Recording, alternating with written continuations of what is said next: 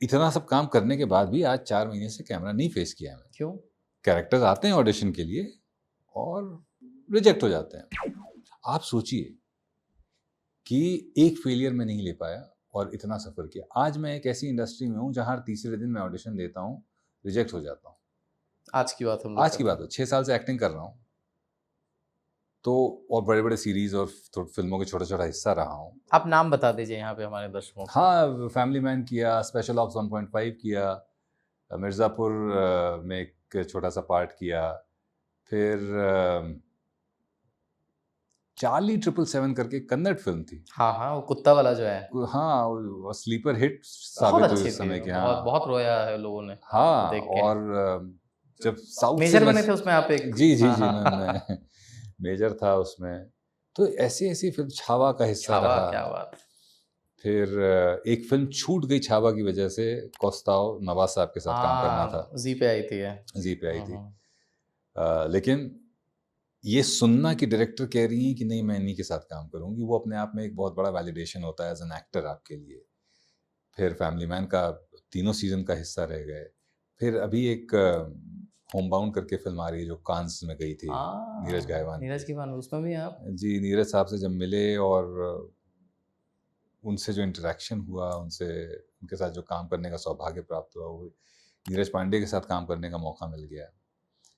तो इतना सब काम करने के बाद भी आज 4 महीने से कैमरा नहीं फेस किया है मैंने। क्यों? क्योंकि कोई ऑडिशन क्लिक ही नहीं हो रहा है। कैरेक्टर्स आते हैं ऑडिशन के लिए और रिजेक्ट हो जाते हैं।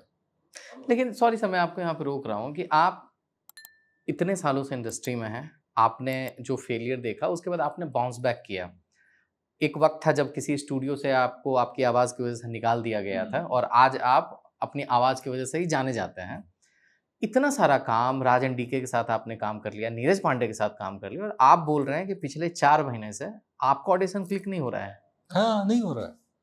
तो ये बड़ा ही नॉर्मल सा प्रोसेस है।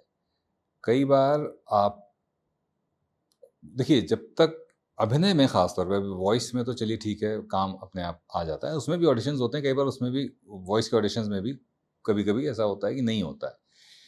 बट अभिनय का जो जहाँ तक सवाल है, अभिनय में क्या है कि जब तक आपका कुछ ऐसा आके फट ना जाए, जहाँ पर अभी क्या हो रहा है कि अभी लोग ऑडिशन भेजते हैं और कोशिश करते हैं कि उस किरदार में देखें कि फिट होता है कि नहीं होता है।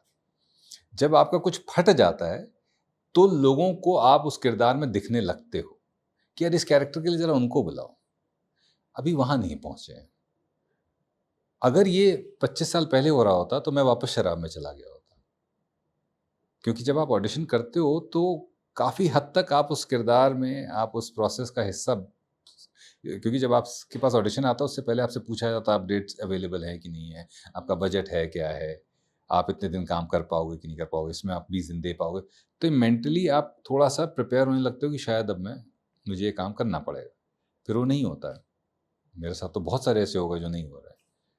पर जो है आपका वो अब तक आ जाएगा। स्पेशल ऑप्स के लिए 3 अलग-अलग ऑडिशन, 2 अलग-अलग ऑडिशन दिए। पहला ऑडिशन किसी एक किरदार के लिए था जिसमें 2 सीन थे। दूसरा ऑडिशन उस किरदार के लिए था जो बाद में मेरे दोस्त शांतनु ने प्ले किया। और तीसरा कॉल आया मुझे ये कहने के लिए कि साहब नीरज पांडे ने एक किरदार लिखा है आपके लिए। आपके दोनों ऑडिशन देखे उन्होंने।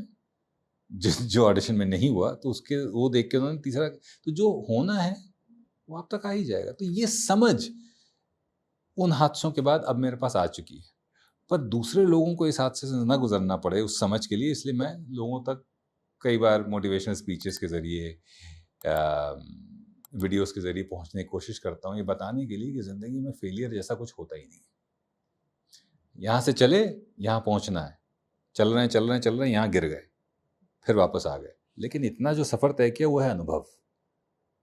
तो अगर सक्सीड नहीं किए तो फेल नहीं हुए, अनुभव के, अनुभव, एक्सपीरियंस। क्यों डरे जिंदगी में कि क्या होगा, कुछ नहीं होगा तो तजुर्बा होगा, तजुर्बे के बाद कमाल होगा। Thank you for watching this full clip और मैं आपसे वादा करता हूं कि इसका फुल पॉडकास्ट भी देख के आपको काफी मजा आने वाला है। Link in the description.